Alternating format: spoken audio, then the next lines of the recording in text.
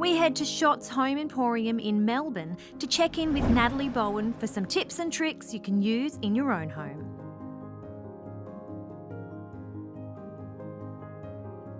When you're looking at creating those beautiful bathrooms, one of the things that I love to incorporate is a bath. They're one of those beautiful furniture pieces that you can place into a room to really give it that beautiful wow factor. Some of the things that you need to think about are the plug holes and also your tapware.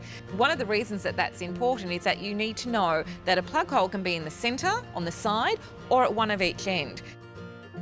If you're having a modern bath, it's obviously a great choice to look at having some wall taps, but you can really modernise your tapware by looking at all your selections.